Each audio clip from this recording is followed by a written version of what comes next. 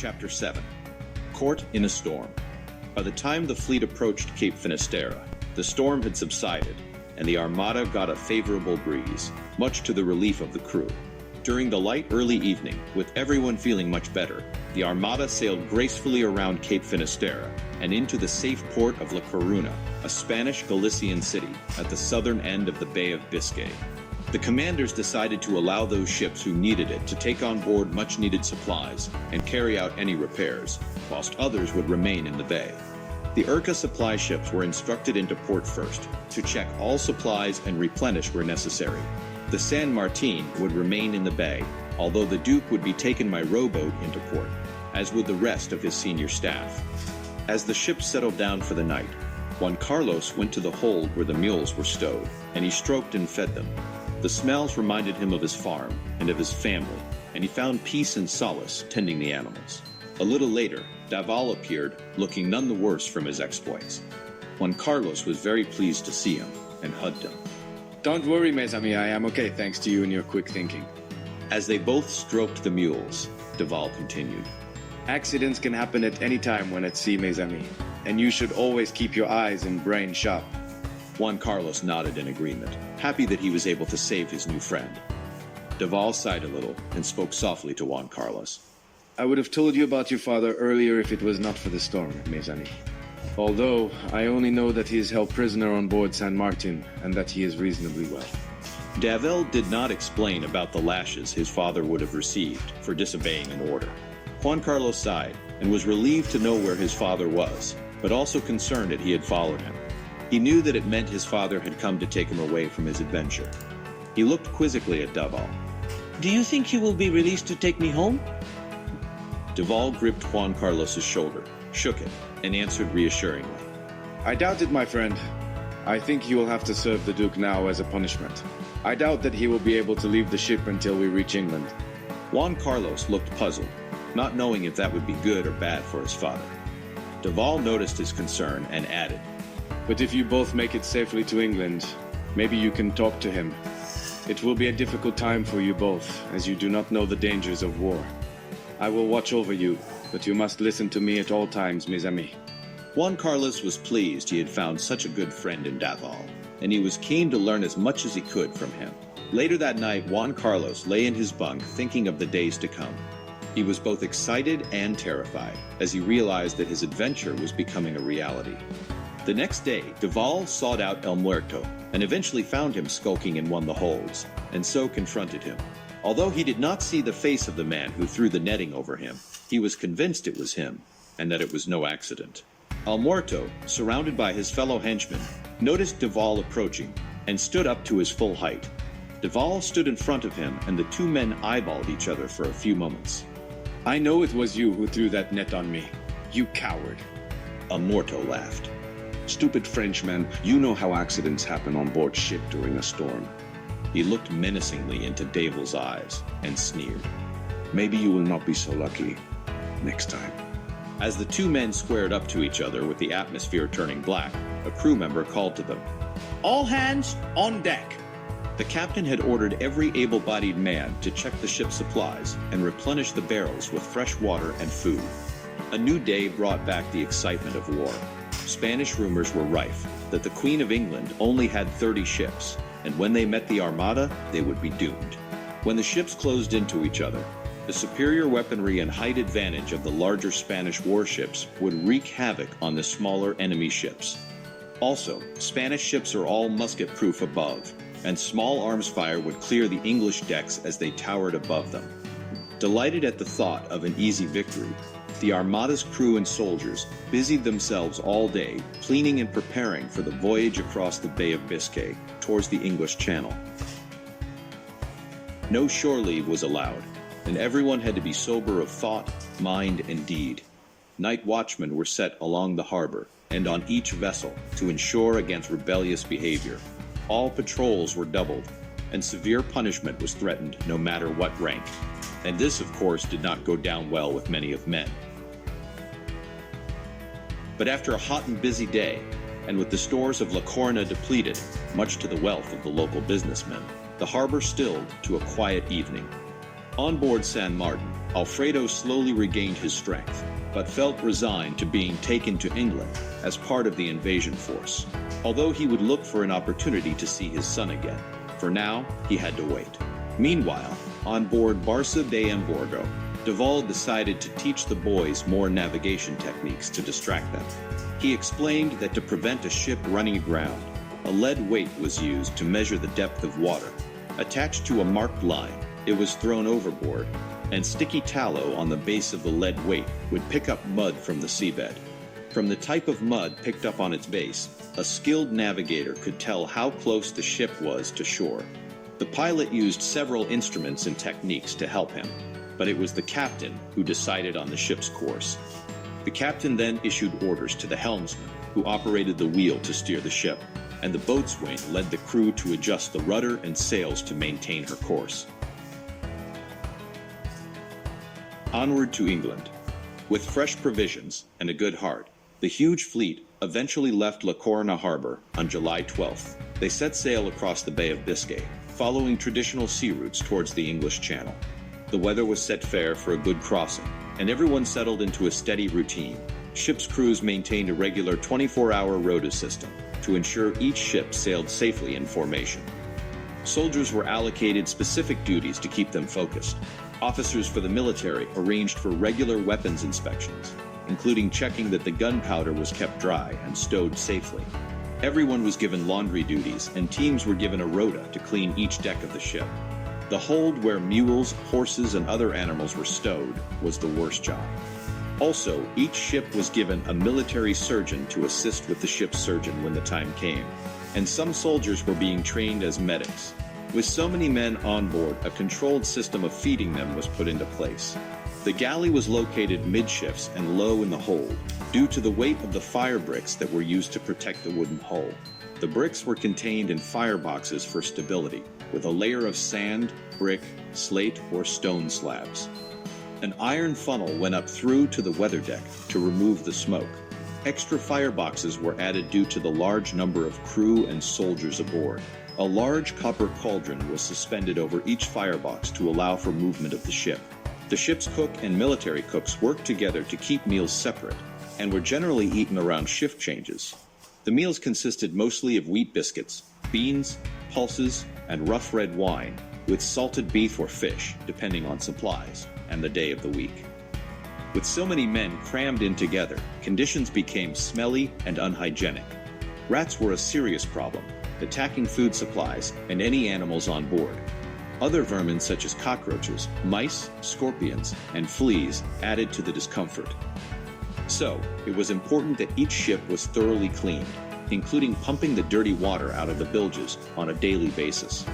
One morning, Juan Carlos noticed Mauricio cleaning his pistols in his cabin, and as everything was on course, the captain had some time to relax.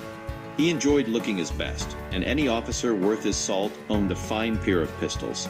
Mauricio saw Juan Carlos, and rather than scold him for being nosy, beckoned him to sit by his side. What do you think of these fine pistols, boy? Mauricio waved them in front of Juan Carlos, and pretended to fire them. Sir, they are truly awesome, and they shine so much in the light. Mauricio smiled, knowing that they were magnificent. Si, amigo. I always keep them clean and ready for use because you never know when they will be needed. He let Juan Carlos hold one of them. Wow, sir. It feels good to hold, and very comfortable. Can I fire it? Mauricio laughed very loud, and a little taken aback as to the impertinence of the boy. Ha! Ha! Ha! Well, lad, I don't see why not. Let's go out on deck.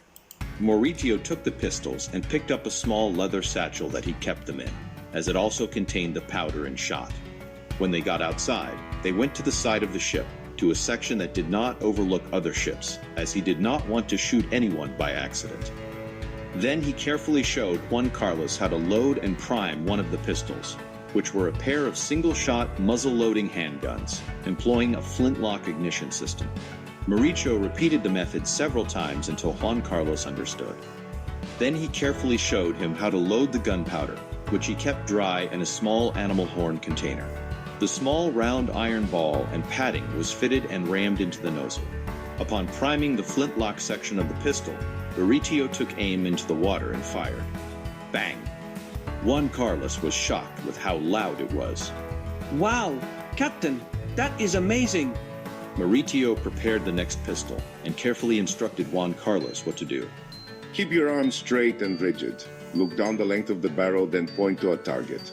A piece of cloth was thrown into the sea, and Juan Carlos was asked to shoot at it. After carefully aiming the pistol, he fired, and the shot entered the water just a few inches away from the cloth. However, the recoil knocked Juan Carlos backwards a little, and he was amazed at the power of the weapon. Perfect. My boy, that was a good shot for your first time. After several more rounds were fired, Mauricio returned to his cabin, and Juan Carlos watched him re-clean and reload the pistols, before stowing them safely away into the leather satchel, then placing it into one of the cupboards. Now, boy, get back to your duties because I have a lot of work to do. Juan Carlos was pleased with how kind and understanding Mauricio was, and left the cabin with a big smile on his face. The Armada had to be careful sailing too close to land, as there were many reefs and hidden dangers, and detailed instructions were issued to all captains and commanders to be watchful. With favorable winds, they eventually reached the north side of the Bay of Biscay.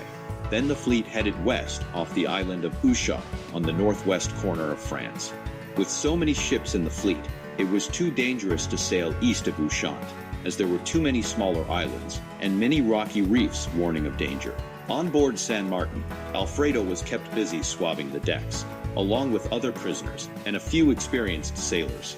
He questioned the sailors on the Armada's chances of success, as he worried about the dangers of war and for the safety of his son. Do you think the English Navy will be difficult to defeat? One sailor stopped his work and pointed at the other ships in the fleet. Look and see, my friend. You will never see so many magnificent ships in one place. And there is not a navy in the world good enough to defeat us. Alfredo was impressed by the magnificence of the fleet, but was not reassured. But there will be lots of fighting before they are defeated. And we may suffer much damage, with many dead. The reply was not what Alfredo wanted to hear. Of course, but that is war. You should be pleased that you are on this ship, because it is the greatest warship in the whole of Spain. We will be fine, but I think the smaller ships could suffer. As night fell, the fleet slowed, and a flurry of activity amongst the crew gave an air of anticipation for everyone.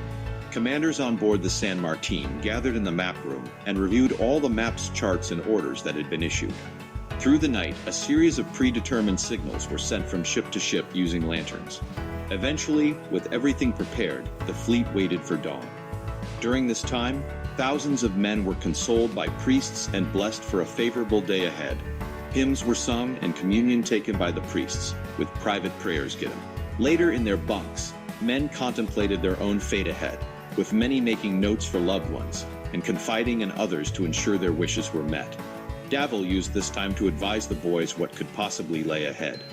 My friends, the next few days could be very dangerous for everyone. He paused to ensure both boys were listening closely. This is not going to be easy, mes amis, and the enemy will be firing cannons at us. The boys stared with open mouths at every word. You too must stay with the ship's surgeon at all times, because he could be very busy attending to the wounded, should we be fired upon. The boys remained silent. You will need as much help as possible, and there could be a lot of blood. You must listen to him and try to keep calm. Juan Carlos interjected anxiously. But where will you be? I will be busy on deck with the captain, trying to maintain our course and organizing the crew. The soldiers also have a surgeon working on deck, and they might need your help too. Davil smiled reassuringly. But we could be all right, as we will be in the center of the fleet and protected by the bigger warships. We might not be involved in the battles at all, but you have to be ready, mes amis. Both boys were anxious, but also a little excited at the thought of what lay ahead. Davil told them to eat and drink a little before going to sleep, but there was too much to think about, and neither boy wanted to, or could, sleep that night. Dawn came quickly, and Juan Carlos could feel the ship rock into action as sails were unfurled, causing the ship to pick up speed as the wind billowed them out. Loud voices echoed throughout the ship as crew members climbed rigging and lashed ropes. Juan Carlos went on deck and looked over the side. He could see the vast array of ships maneuvering into position. Paulo joined him just as a large wave swept across the deck as their ship turned into position, washing their feet and tunics. They reacted instinctively and clung onto the nearest rope or rigging, bringing their senses to the full. Dave all appeared. Get to the surgeon's room and see if he wants anything doing. Then he quickly disappeared, and the boys made their way inside. The ship's surgeon was a stocky, balding man in his 40s, and his face conveyed the years of trauma that only a surgeon could have experienced. Ah, He said. you must be my assistants. He laughed loudly as he prepared his equipment and stowed everything that was not going to be needed. Pointing to a cupboard in the corner of the room, he gestured to the boys. Inside are several buckets, and I want you to keep them clean and full of fresh seawater at all times. As the boys fetched the buckets, the surgeon continued. I hope we don't need them, but you must do everything I say, and don't ever question me. He paused, waited for the boys to acknowledge him, then continued. Deval tells me that you two are good and quick workers, so I hope he's right. We could be busy, and there are some things you should know. As he laid out his equipment onto a table, he explained how the surgeon room worked. First, he patted his hands on the central heavy table, which was anchored to the floor. This is my operating table, and when I tell you to, you must wash it down with seawater, and don't worry about the mess or what you see on it.